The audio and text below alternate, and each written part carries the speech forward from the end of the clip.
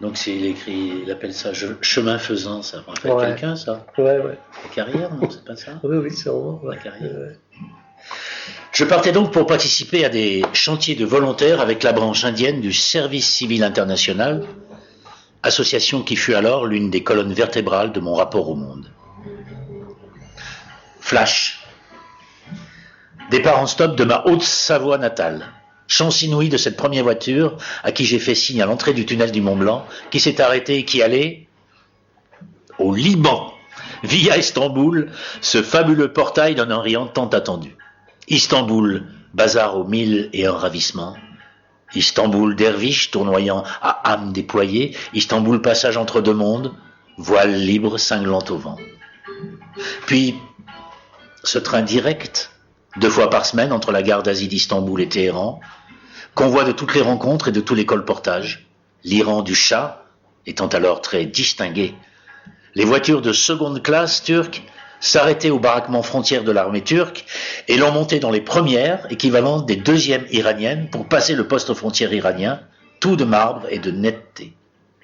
Cette rigueur anticipait Téhéran, la moderniste, un brin arrogante, à l'unique hôtel pour routards, abcès de fixation proche, semble-t-il, de la police secrète du Shah. Puis ce fut Meshad, la somptueuse, aux 1000 mosaïques perles et turquoises, où je rencontrais cette paire de potes bretons qui cavalaient avec leurs 2 chevaux jusqu'à Manali, sur les contreforts de l'Himalaya indien, pour respecter leur pari d'être retour en Bretagne en moins d'1 mois.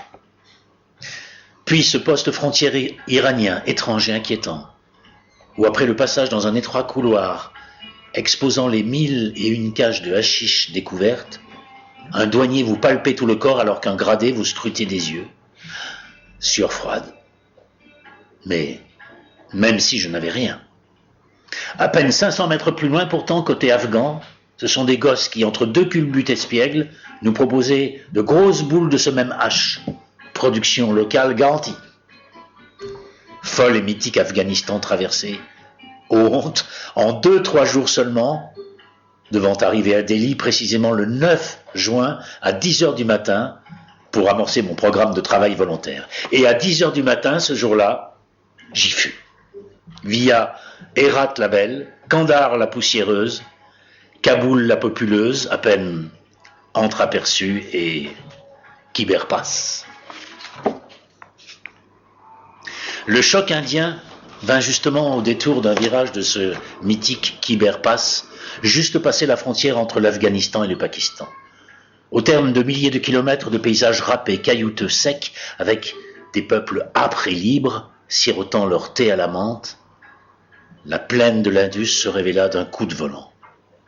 Rizière à perte de vue, moiteur de l'air, regard et grains de peau déjà indiens, thé au lait, ça y est, j'y étais avant l'heure.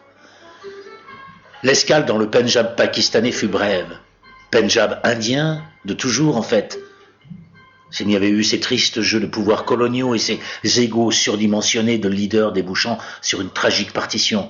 Puis, enfin, au terme tout naturel d'une route des Indes trop hâtive, à peine 3 semaines, à la suite de l'ultime poste frontière entre Lahore et Amritsar, ce fut l'entrée dans le pays mythique, d'abord vue, sentie, perçue depuis la fenêtre brinque-ballante d'un vieillot wagon de 2e, 3e classe indien, INDE, India, Bharat de rêve.